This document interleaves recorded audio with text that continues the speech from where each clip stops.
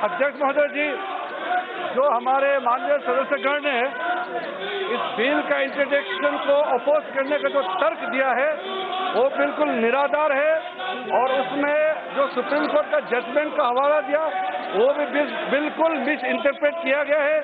उन्होंने ना ही इस बिल का ऑब्जेक्टिव को सही तरीके से समझा है, ना इस तर्क जो दिया है वो सही है।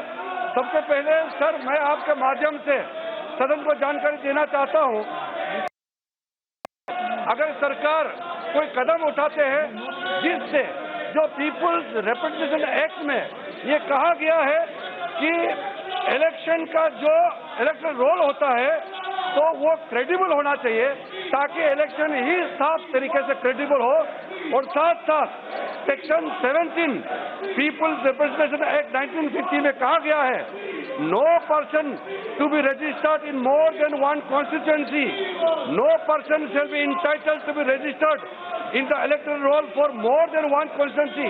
तो सरकार यह कोशिश करता है कि बोगस वोटिंग रुकना चाहिए, और फेक वोटिंग, नकली वोटिंग जो होता है जिसमें अगर रोकने के लिए कदम उठाया जाता है तो इसमें सदन को इसमें साथ देना चाहिए।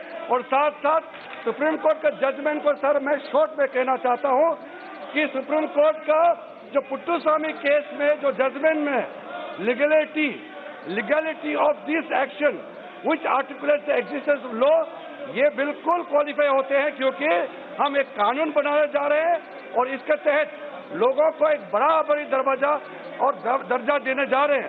साथ साथ सर, इसमें लेजिटिमेट स्टेट एम होना चाहिए, यानी कि इंटरेस्ट ऑफ द स्टेट होना चाहिए। तो बिल्कुल इस काम के माध्यम से आधार को इलेक्टोरल में लिंक करने से ये स्टेट का बिल्कुल इंटरेस्ट है।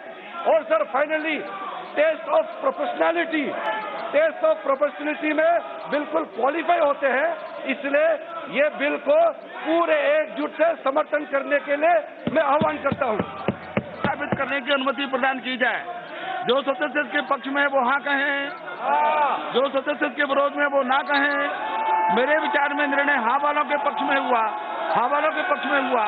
माननीय मंत्री जी विधेयक को प्रस्तावित करें। I introduce the bill. सभा की कार्यवाही 2 बजे तक के लिए स्थगित की जाती है।